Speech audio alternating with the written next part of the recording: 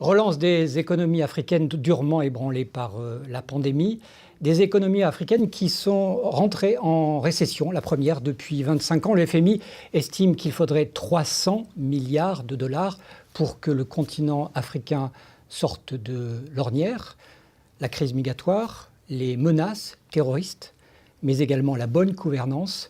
Toutes ces questions, nous allons les aborder avec le président de la République démocratique du Congo, mais également le président en exercice de l'Union africaine, Félix Tshisekedi.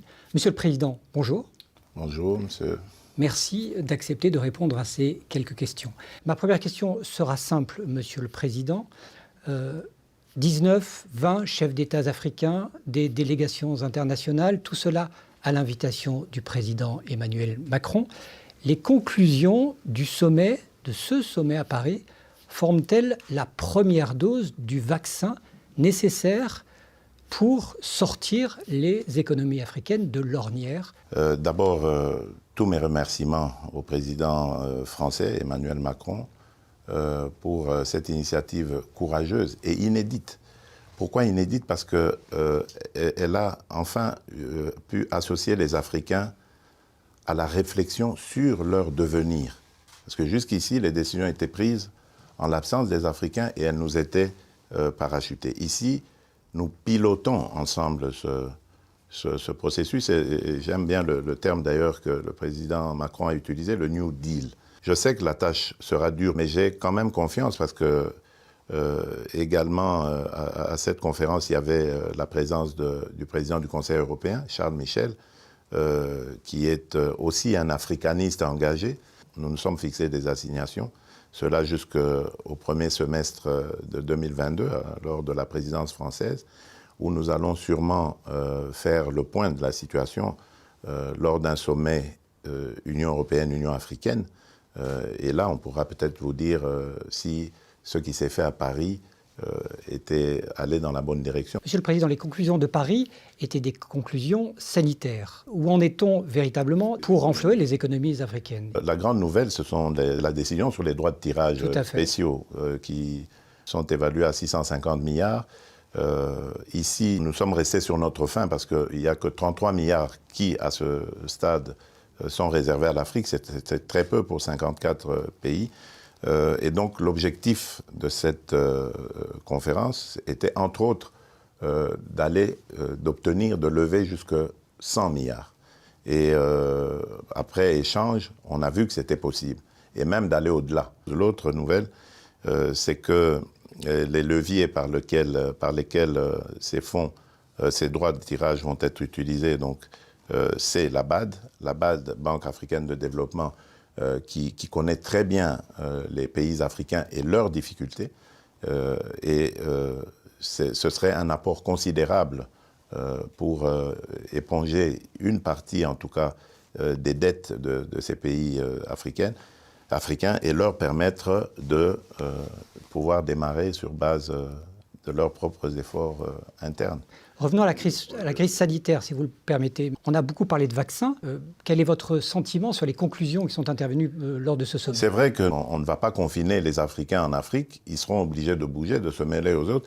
Et ils peuvent développer un autre virus, un autre variant du virus qui peut être beaucoup plus virulent aussi et rendre inutiles ces vaccinations. Donc je crois qu'il faut vacciner le plus grand nombre. Et donc, un appel a été lancé à ces propriétaires des droits des vaccins. Et ça aura aussi un impact positif sur nos populations qui ont été l'objet de beaucoup de manipulations à ce sujet. Il y avait, Monsieur le Président, si vous me permettez, il y avait une sorte de défiance en l'occurrence sur le continent. Mais le fait que les Africains aient développé cette résistance contre le virus a fait croire à beaucoup d'entre eux que le virus, c'était pour les autres et pas pour nous. Mais c'est une erreur parce que le virus, il mute, donc il faut se protéger. On a souvent parlé d'un déficit de communication sur le continent africain. Bon, vous savez, c'est facile de le dire. Et surtout lorsque, avant cela, il y a eu des ratés. Je pense ici, par exemple, à la décision de suspension par 11 pays européens du vaccin AstraZeneca. Ben ça a fait la part belle à ceux qui tiennent l'idée selon laquelle ce vaccin est dangereux pour les Africains. Donc, Vous voyez, face à ce genre de choses, c'est très difficile. Crise sanitaire, crise économique, crise migratoire. Énormément de migrants sont arrivés sur les côtes espagnoles. Vous, en tant que président de l'Union africaine, avez-vous des dialogues avec l'Union européenne pour mettre en place et pour permettre de contrer ces vagues qui abordent les côtes espagnoles? Malheureusement, pas encore franchement, parce que la réponse de l'Europe, elle est radicale, celle de fermer ses portes. Mais moi, je crois que la réponse de l'Europe devrait être celle de parler avec les Africains, déjà dans un premier temps pour voir de quel pays proviennent la majorité de ces migrants, et de regarder dans ces pays comment est-ce qu'on peut, en travaillant ensemble, faire empêcher ces migrations, retenir ces jeunes gens qui vont comme ça à l'aventure.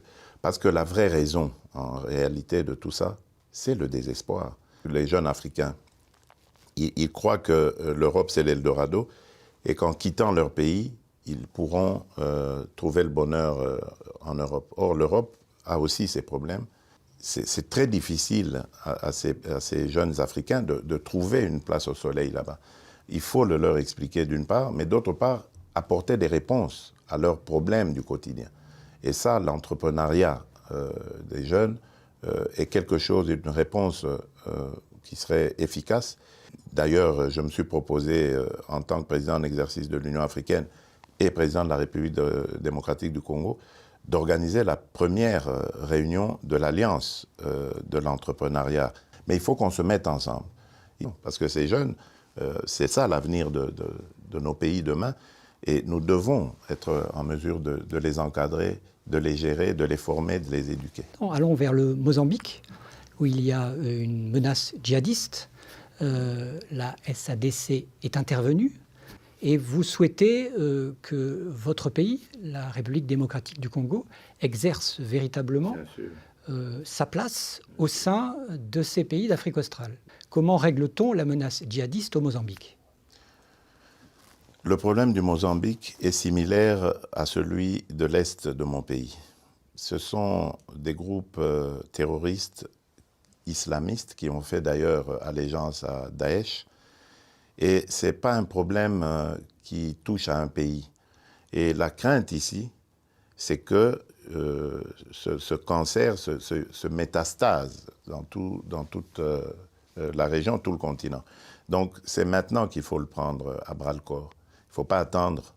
Ce qui s'est passé au Mozambique attire notre attention au plus haut point, parce que c'est exactement le même phénomène que nous avons chez nous. Ce qu'il faut faire, c'est qu'étant donné que ces régions sont des régions potentiellement riches en ressources minières et autres, il faut absolument les couper de cet approvisionnement, parce que c'est ça qui va alimenter leurs activités. Et donc nous devons travailler vite, efficacement et en solidarité. C'est ensemble que nous allons réussir. Donc c'est une problématique régionale, Monsieur le Président. Et c'est pour ça que la présence du professeur Faustin Luanga comme secrétaire exécutif de la SADC va nous être utile pour porter haut la voix de la République démocratique du Congo dans ce domaine et dans bien d'autres. L'intégration africaine, moi j'en fais aussi un cheval de bataille, parce que c'est par là que l'Afrique réussira à se relever. Nous commencerons par des communautés économiques régionales, la SADC en est une, et nous impulserons à l'intérieur de ces communautés économiques régionales des élans qui vont nous rapprocher au fur et à mesure et nous mettre ensemble pour former cette zone de libre-échange continentale africaine. Vous me parlez d'une réponse régionale. Comment réagissez-vous au propos de votre homologue rwandais sur les exactions qui se sont déroulées dans votre pays il y a quelques années? D'abord, permettez-moi de vous le dire, je ne suis pas là pour répliquer à mon homologue. C'est quelqu'un avec qui j'ai de bonnes relations, je saurais comment passer le message autrement. Ensuite, je dirais que le rapport mapping, c'est quelque chose qui a été fait par des experts de l'ONU. Ce n'est pas les Congolais qui l'ont fait, ce ne sont pas les Congolais qui accusent, ce sont des gens objectifs qui ont fait ce rapport. Et ensuite, je dirais aussi que justice doit être faite pour toutes les victimes, toutes qui sont tombées, qui ont été arrachées à la vie au Congo et ailleurs dans la région. Et donc, pour moi, ce serait plutôt une attitude positive que le président Kagame aurait de collaborer à cela. Parce qu'à ce stade, il n'y a pas encore de condamnation. Donc il faut se mettre au service de la justice. Je tiens à ce que la paix et la sécurité reviennent dans mon pays parce que je veux tourner cette page sombre de l'histoire de l'Afrique.